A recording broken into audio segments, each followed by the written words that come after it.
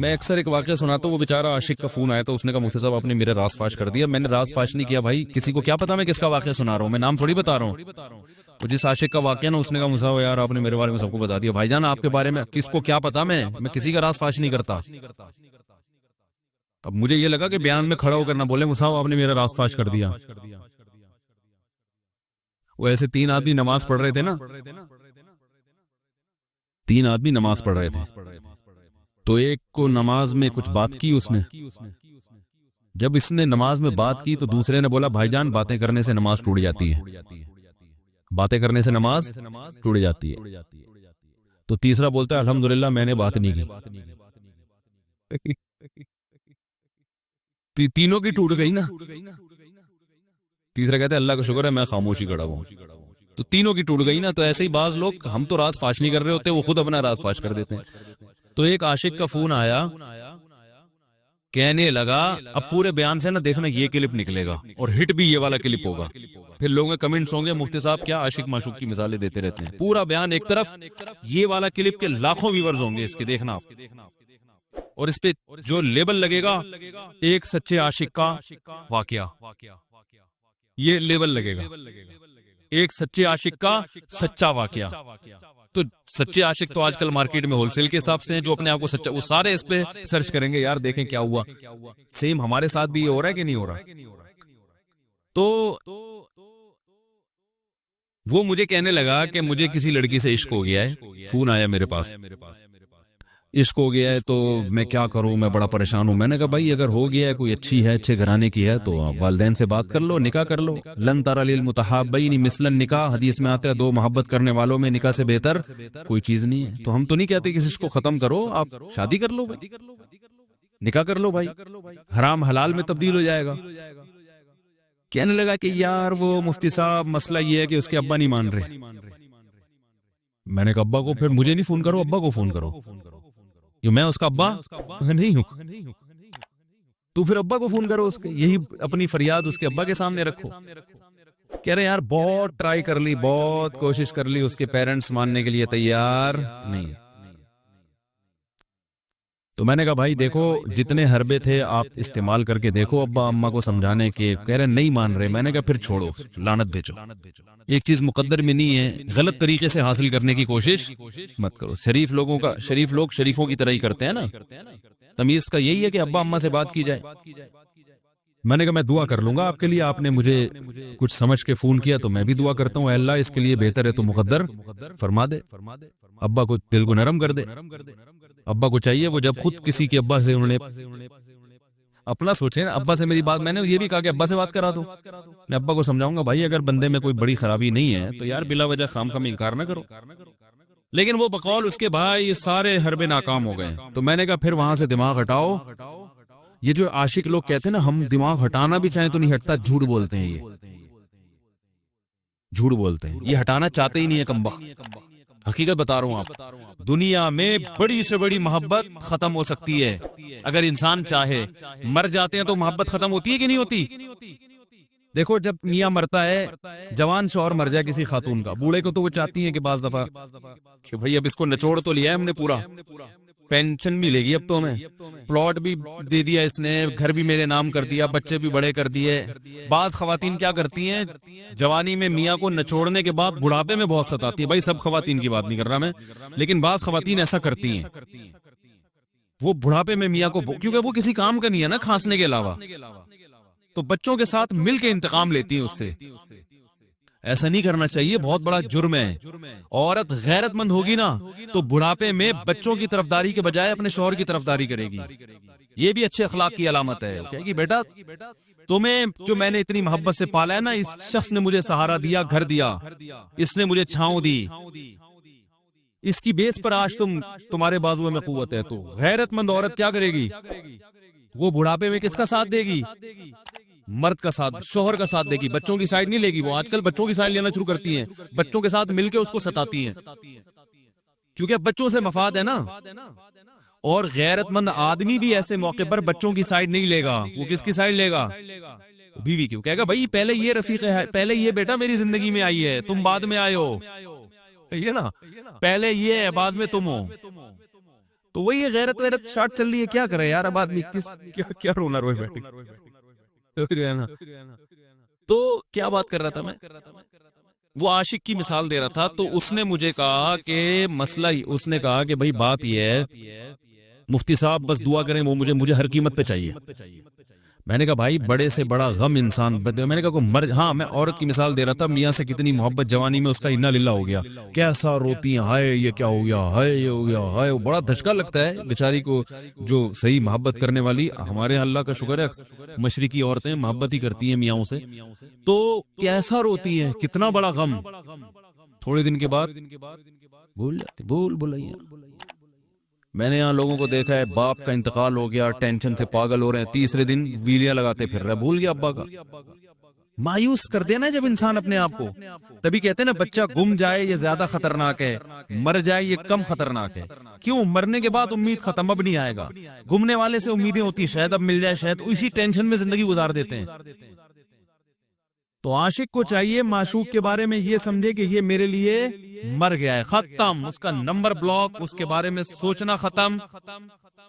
कुछ दिन तबीयत खराब रहेगी, उसके बाद इंशाल्लाह सेटिंग पे आ जाएगा। ये कम्बख्त चाहता ही नहीं इलाज करना, बार बार उसकी तस्वीरें देखते रहेंगे, बार बार उससे बात करते रहेंगे, बार बार उसके बहाने बहाने से उसकी गली का चक्कर लगाएंगे, और फिर उसी को समझाने के लिए फोन करते रहेंगे बार बार कि मैं तुमसे मोहब्बत खत्म कर रहा हूं, सुन लो। हकीकत है, ये भी होता है आशिकों के साथ। देखो आइंदा मुझसे बातचीत नहीं करना, क्योंकि मैं बस, ये आखिरी कॉल थी मेरी। भाईजान जरूरत क्या है आपको ये बताने की भी आखिरी कॉल थी या पहली कॉल थी? ये आशिक लोग करते हैं, हकीकत बता रहा हूँ आपको। कह रहे हो मुफ्ती साहब को कैसे पता चल गया हमारे बारे में? भाई हमने पूरी दुनिया देखी हुई है, दुनिया के हर आदमी से हम मिले हैं अल्हम्दुलिल्लाह, और हम भी इसी माहौल में पले बड़े हैं जिसमें आप पल बढ़ के जवान हुए हैं।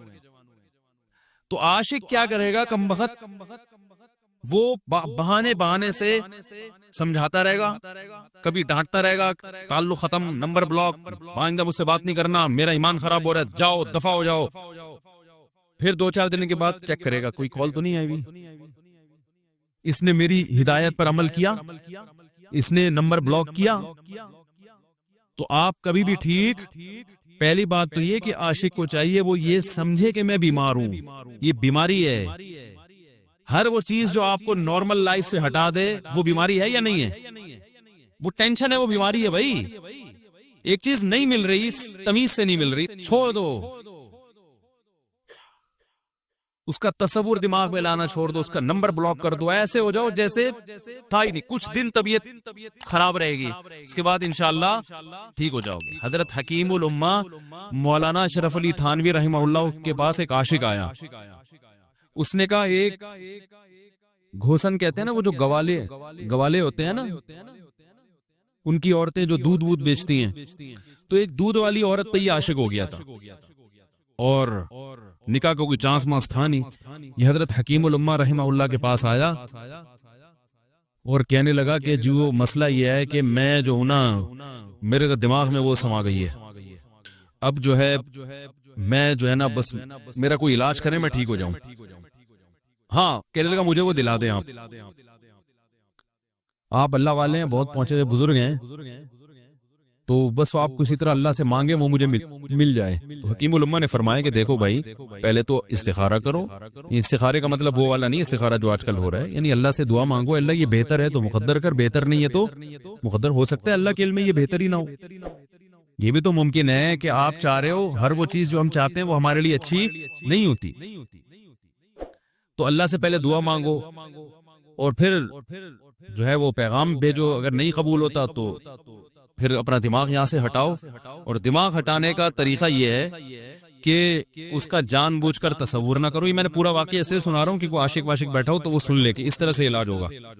कभी उसका दिमाग में तसव्वुर ना लाओ, ठीक है ना, जान कर ना लाओ। खुद भी आ रहा है तो वो एक अलग बात है ना, वो तो गैर इख्तियारी चीज है। खुद से आ रहा है तो एक अलग बात है, जान कर ना सोचो उसके बारे में, अपने आप को मसरूफ रखो, उसकी तरफ कभी जाओ नहीं, उस रास्ते से ना गुजरो। तो ये परहेज है, ये परहेज करोगे तो फिर मैं दवा बताऊंगा। ये भी दवा नहीं, मेडिसिन नहीं दी है, ये तो उस मेडिसिन के परहेज हैं। उसके बाद मेडिसिन भी मिलेगी, जो जिक्र वो बताएंगे अल्लाह का जिक्र, वो बाद में, पहले ये परहेज। उसने कहा ये नहीं हो सकता मुझसे। उसने कहा मुझे तो दूध चाहिए नहीं होता, फिर भी वहां जाता हूं मैं दूध खरीदने, मुझे तो दूध की जरूरत नहीं होती फिर भी जाता हूँ। और कहा आप बस मुझे किसी तरह से वो दिला ही दें। तो हकीमुल उम्मा, पहले जमाने में लोगों में बुजुर्गों का एहतराम भी था, उन्होंने एक थप्पड़ लगा दिया उसके। अब देखो आप कहोगे बदअखलाकी है थप्पड़ लगाना, हालांकि ये ऐन उस मौके पर क्या थे, अखलाक थे। उन्होंने एक जोर से तमाचा लगाया, कहा कि जब इलाज कराने आया है तबीब की बात मानता है नहीं। अब डॉक्टर अगर किसी मरीज को कहे ये करो वो करो, कह रहे मैं ये नहीं करूंगा, तो डॉक्टर के दफा हो यहाँ से, मेरा टाइम क्यों जाया कर रहा है। एक थप्पड़ लगाया उसके जोरदार ना, बोला जब आए हो हमसे इलाज कराने के लिए और हमारी मानते नहीं हो तो टाइम क्यों जाया करो हमारे। जोर से तमाचा लगाया। लोगों में सलाहियत थी पहले जमाने में। अगले दिन आया, कह रहा है आपके उस तमाचे के साथ ही मेरा इश्क खत्म। तमाचा लगा है और इश्क खत्म। हकीमुल उम्मा को हकीमुल उम्मा इसलिए तो कहते थे कि वो जानते थे किसका कैसे इलाज होगा। इसका इलाज तमीज से नहीं हो सकता। इसको ये है कि जबरदस्ती इसके कूले में इंजेक्शन ठोक दो, तो वही किया उन्होंने, तो लगाया जोर से थप्पड़ उसका। तो एक और वाकया ऐसा बड़ा दिलचस्प जहन में आया था, उसका भी इलाज हो गया था फौरन। ये तो थप्पड़ लगाया था ना, बड़ा दिलचस्प वाकया जहन में आया था, निकल ही गया जहन से। तो इन्होंने लगाया उसको जोर से थप्पड़ और उसका हो गया इलाज। हाँ, एक दहरिया आया, एक शख्स आया, दहरिया नहीं था, मुसलमान था, यूनिवर्सिटी में प्रोफेसर था। वो कहने लगा मुझे इस्लाम के बारे में ना बड़े वसवसे आते हैं, पता नहीं इस्लाम ठीक है या नहीं है, क्या है ये। हर आदमी का इलाज दलाइल से नहीं होता, याद रखो। जो हिकमत वाले लोग होते हैं वो समझते हैं कि इसका फॉल्ट है क्या, इसके अंदर टेक्निकल खराबी है कि उस खराबी को दूर करते हैं। उसको हर तरह से दलाइल से समझाती है, फिर भी आया कहने लगा हजरत मुझे बड़े इश्काल। तुम हजरत हकीमुल्लाह ने फरमाया दफा हो जाए यहाँ से, तेरे जैसे आदमी को इस्लाम की बिल्कुल भी जरूरत नहीं है, तू काफिर हो जा। तू ये समझ रहा है कि तू इस्लाम पर एहसान कर रहा है। ये जुमला उन्होंने कहा है और कह रहे मेरे सारे वसवसे खत्म। उसको फॉल्ट उसके अंदर ये था, वो ये समझ रहा था गोया अल्लाह को कुछ मिल रहा है मेरे जैसे प्रोफेसर को इस्लाम में दाखिल करके, और इस्लाम को मेरी जरूरत है और मुझे समझ में नहीं आ रहा है। जब उसको बताएं इस्लाम को तेरी जरूरत नहीं है और ना हमारे पास इतना टाइम है कि हम सारी सलाहियतें तेरे ऊपर ही खर्च करते रहे बैठ गए, तो हो जा भाई, जहां इतने सारे लोग काफिर हैं एक और हो जाएगा। तू क्या समझता है, तू चाहता इतना प्रोटोकॉल दें कि सबको छोड़ के हम तेरे पीछे लगे रहें। तो उसको अपनी औकात समझ में आ गई, उसको औकात समझ में आ गई, भाई ये मेरी जरूरत है, इस्लाम की जरूरत मैं नहीं हूं। लेकिन ये आप ना करना शुरू कर दें, कुछ थप्पड़ लगा रहे हैं और ये कर रहे हैं, हर आदमी पे हर चीज सूट नहीं करती। तो इसी वजह से देखो इस्लाम ने बच्चों पे सख्ती करने की भी इजाजत दी है, बल्कि बाज मौके पे हुक्म दिया है। लोग कहते नहीं बच्चों से सख्ती बिल्कुल ना करो, बच्चों से सख्ती बिल्कुल ना करो। भाई बास चीजें बच्चे मोहब्बत से समझेंगे, बास चीजों की अहमियत मोहब्बत से नहीं, वो सख्ती से समझ में आएंगी। मैं अल्हम्दुलिल्लाह अपने बच्चों पे हाथ नहीं उठाता, बहुत कम नौबत आती है। एक छोटे बच्चे ने मेरे क्या किया, बगैर परमिशन के ना मेज से 5 रुपए उठा लिए। बच्चों को हमने बताया वे कहीं भी कोई भी पैसे पड़े हुए हों, थोड़े हो ज्यादा, कोई बच्चा भी वालदेन की परमिशन के बगैर पैसे कहीं से भी नहीं उठाएगा, चाहे कितने बिखरे हुए पैसे पड़े हुए हों। होता है ना आदमी बटवा निकाल के रखता है, पैसे बिखर गए। बच्चों को कहा है, क्योंकि इससे आदत क्या होती है। तो एक बच्चा भी नहीं, बच्ची ने किया, 5 रुपए उठा लिए। मुझे याद है उसको मैंने जोर से थप्पड़ मारा। वो थप्पड़ खौफ बिठाने के लिए कि ये मामूली जुर्म नहीं है। वो दिन, आज का दिन, कई साल हो गए इस वाकये को, यानी मेरा ख्याल 6-7 साल तो हो गए होंगे। पैसे पड़े रहते हैं, कभी कोई बच्चा हाथ, क्योंकि उसको पड़ा है तो सबको इबरत हो गई। क्या हुआ, उनके मिजाज में एक चीज इंस्टॉल हो गई है, सॉफ्टवेयर डाल दिया हमने, इंस्टॉल कर दिया। समझ रहे हो ना क्या हो गया भाई, इंस्टॉल कर दिया। वैसे समझाने से नहीं होता, बेटा देखो 5 रुपए उठाना बहुत बुरी बात है। बच्चा क्या कहता है, बाज दफा बच्चों की माएं आके दलाइल, 5 रुपए ही तो हैं। बाज दफा बच्चों की माएं दिफा शुरू कर देती हैं, 5 रुपए ही तो है ना, इसमें कौन सा तूफान आ गया। आपका पैसा बच्चों का पैसा ही तो है भाई। इसने 5 उठा लिए तो इसको थप्पड़ पड़ रहा है, तो मैंने तो अगर 500 का उठा लिया, मुझे तो पता नहीं क्या कर दोगे। तो वो बाज़ दफा औरतें भी उल्टे सीधे दलाइल शुरू कर देती हैं। जब चांटा पड़ गया तो बच्चे की मां को भी अंदाजा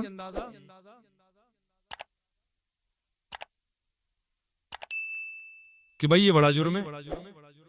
भाई दलाइल गए एक तेल लेने, हमारा यानी ये गोया बाप ने पैगाम दे दिया कि दलाइल क्या है, बच्चा सही कर रहा है गलत कर रहा है, इसके क्या दलाइल है। एक तरफ मैज ये चीज बर्दाश्त, पैसों के मामले में एक्यूरेसी जरूरी है, जहां मोहब्बत होनी चाहिए। हाँ इश्क, वो आशिक की बात कर रहा था मैं, तो मैंने उसको समझाया कि भाई अब क्या करो, यहां से ताल्लुक खत्म। तो पता है क्या कहता, रोने लगा, कह रहे हजरत मैं नहीं ताल्लुक खत्म कर सकता, मुझे उससे सच्ची मोहब्बत है, पाक मोहब्बत है, सच्ची मोहब्बत है, सच्चा इश्क है। ये फिल्मों से सीखा है लोगों ने, सच्चा इश्क और झूठा इश्क। मुझे आ गया गुस्सा। भाई अब तक तो जो बात कर रहा था ना वो ठीक कर रहा था, इश्क हो गया, इंसान है, हर एक से हो सकता है। वैसे तो बेहतियाती जो लोग करते हैं उन्हीं को ज्यादातर होता है, चलो बेहतियाती हो गई, लेकिन चलो एक जायज तरीका इख्तियार किया ना, कोई हरामकारी की तरफ नहीं गया। निकाह, तभी मैं कहता हूँ भाईजान किसी को इश्क हुआ करे, अगर निकाह की बात करे तो उसको मलामत ना करो। बेटा अब्बा के पास आ रहा है, अब्बा मुझे वो कॉलेज में लड़की पसंद आ गई, मुझे इश्क हो गया, मैं शादी करना, अब्बा पड़ाख करके एक चमाड़ लगा देते, वो तुझे मैंने ये इश्क के लिए भेजा वहां पे, इसलिए नहीं था, लेकिन अब हो गया तो इसका एक जायज रास्ता है ना जो इस्लाम ने बताया है। तो अब्बा बिला वजह खैरत का मसला बना लेते हैं इसको, ठीक है ना। तो भाई एक निपटाओ यार, बच्ची बाज दफा पागल हो जाती है इश्क में, अब्बा वो गैरत का मसला बना के क्यों भाई ये क्या हो गया भाई, अगर हो गई है, पागल नहीं भी हुई तो पागल होने से पहले उसकी शादी कर दो, अक्लमंद बाप ये करेगा, ठीक है ना। तो अपने औलादों को, यहाँ जो वालिदैन बैठे, इतनी सहूलत उनको दिया करें कि अगर वो कहीं शादी करना चाहते हैं तो वो जबान से इजहार कर सके। बेशक बराह रास्त करते हुए शर्म आ रही तो किसी पर्चा लिख के अब्बा की तकिए के नीचे लिख दें, अब्बा सेटिंग चल रही है। तो मैं नहीं चाहता मैं गुनाह की तरफ जाऊं, मेरी शादी करा दो। और नाम न लिखो अपना, अब्बा खुद ही, अब्बा को सबका पता होता है कि वो खुद ही पहचान जाएंगे। तो ये जो बहुत ज्यादा सख्ती वालिदैन करते हैं ना औलाद पे, इससे बगावत फैलती है, क्योंकि जायज हक तो उसको देना चाहिए ना भाई। हाँ वो अगर आपके खानदान में मैच ही ना कर सके, वो यानी वो ऐसी जगह पसंद कर लिया उसने कि वो एडजस्ट ही नहीं हो सकती, तो फिर एक अलग बात है, फिर अब्बा गैरत दिखाएं, बोले बेटा तू, तेरी बीवी हमारी बहू भी होगी, ये हमारी बहू बनाने के काबिल, ये हमारी परंपरा है, ठीक है ना। तो लेकिन नॉर्मली मानना चाहिए। तो अब क्या है, मैंने उससे, अब वो क्या ना रोने लगा, बस ये बयान, ये किस वाकया बता के वो पत्थर वाला जो है ना मिसाल कंप्लीट करके बात खत्म करता हूँ। वो रोने लगा, कह रहे नहीं मुझे सच्ची मोहब्बत है। मुझे फिर आया गुस्सा, मैंने कहा भाईजान ये टोपी ड्रामे नहीं करो, ठीक है आपको इश्क हो गया, दिल जख्मी है आपका, यहाँ तक बात समझ में आती है, इंसान है, हो जाता है, तो निकाह का रास्ता है, नहीं हो रहा तो परेशान होना भी समझ में आता है, ये सच्ची मच्ची नहीं करो।